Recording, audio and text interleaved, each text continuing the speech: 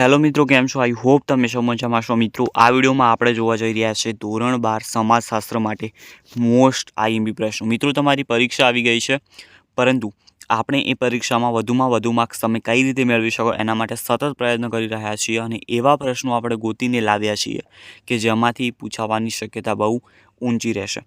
એની સાથે તમારે IMP પેપરોના solution તૈયાર કરવાના છે, જે આપણે પ્રોવાઈડ કરાવવાના છીએ આ જ ચેનલ ઉપર.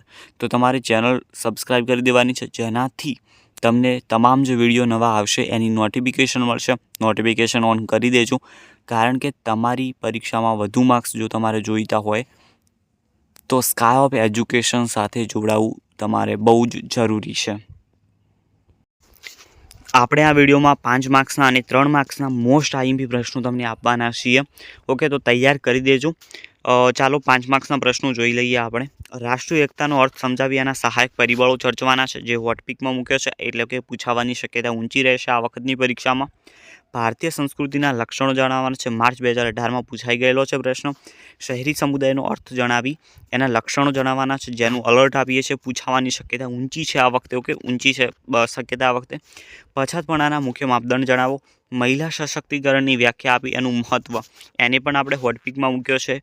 પશ્ચિમીકરણના પાસાઓ ટૂંકમાં વર્ણવવાના છે. વૈશ્વિકીકરણના પાસાઓ ટૂંકમાં સમજાવવાના છે. સંચારનો અર્થ સમજાવી એની લાક્ષણિકતાઓ સમજાવો. સમૂહ માધ્યમોની સામાજિક અસરો વર્ણવો, જેનું આપણે અલર્ટ આપીએ છીએ. ઓકે, ક્રાંતિકારી સામાજિક આંદોલન વિશે સમજાવો. યુવા અજંપાનો અર્થ સ્પષ્ટ કરી એના કારણો સમજાવવાના છે, અથવા તો જનરેશન ગેપ શું ભાગ ભજવે છે, તો એ પણ આપણે હોટપિકમાં મૂક્યો છે આ વખતની પરીક્ષા માટે. એડ્સના કારણો અને અસમાન જાતિ પ્રમાણના કારણો. ફક્ત 13 પ્રશ્નો છે મિત્રો, 5 માર્ક્સના પ્રશ્નો. 50 રાખતા નહીં. મોટા પ્રશ્નો તમે સારી રીતે ત્યારે જ લખી શકશો જ્યારે તમે એના મુદ્દા તૈયાર કરશો. તો મુદ્દા તમારે જો યાદ આવે પરીક્ષામાં તો તમે સારી રીતે પ્રશ્ન લખી શકશો. તો મુદ્દા કડકડાટ તૈયાર કરજો. 3 માર્ક્સના પ્રશ્નો જોઈ શકો છો. ભારતના નાગરિકોની મુખ્ય ફરજો જણાવવાની છે, હોટપિકમાં મૂકેલો છે. જૈન સમુદાયની સમજૂતી આપવાની છે. આદિવાસી સમુદાયની વિસ્તૃત સમજ આપવાની છે. અન્ય પછાત વર્ગ વિશે નોંધ લખવાની છે, જેનું અલર્ટ આપીએ છીએ. જે અનુસૂચિત જાતિ છે એની બંધારણીય જોગવાઈઓ જણાવવાની છે. મહિલાઓના બંધારણીય અધિકારો હોટપિકમાં મૂકેલો છે. મહિલા સશક્તિકરણના લક્ષણો જણાવવાના છે. ઉદારીકરણના લાભો જણાવવાના છે. સંસ્કૃતિકરણની વ્યાખ્યા સમજાવવાની છે, જેનું પણ આપણે અલર્ટ આપીએ છીએ. પૂછાવાની શક્યતા ઊંચી રહેશે. ઇન્ટરનેટ વિશે ટૂંકમાં પરિચય આપવાનો છે.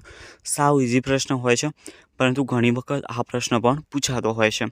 સંચાર માધ્યમોની સમાજ જીવન ઉપર અસરો સમજાવવાની છે. સામાજિક આંદોલનનો અર્થ આપી એના લક્ષણો જણાવવાના છે. વિરોધાત્મક સામાજિક આંદોલન વિશે સમજૂતી આપવાની છે. ગ્રામ પંચાયત જિલ્લા પંચાયતના કાર્યો જણાવવાના છે, જે હોટપિકમાં મૂકેલો છે. પૂછાવાની શક્યતા આ વખતે રહેશે. 13મો બંધારણીય સુધારો સ્પષ્ટ કરવાનો છે, જેનું પણ અલર્ટ આપીએ છીએ. બોસ્ટર શાળા ઉપર ટૂંક નોંધ લખવાની છે, એ હોટપિકમાં મૂક્યો છે. સામાજિક ધોરણભંગ વર્તનના લક્ષણો જણાવવાના છે, તો એ પણ તૈયાર કરી દેવાના છે.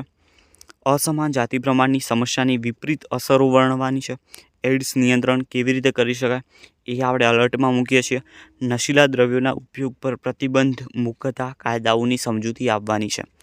તો મિત્રો, આ હતું તમારા સમાજશાસ્ત્ર માટેનું most IMP material. I hope કે તમે આ બધા પ્રશ્નો તૈયાર કરી દેજો, કારણ કે આ પ્રશ્નોથી તમારે ઘણી બધી મદદ તમને આ પરીક્ષામાં મળવાની છે. આની સાથે તમને પેપર સોલ્યુશન પણ મળવાના છે. તો ચેનલ સબસ્ક્રાઈબ કરી દો, વિડીયો લાઇક કરી દો. મળીશું નવા વિડીયોમાં. ત્યાં સુધી ગુડ બાય.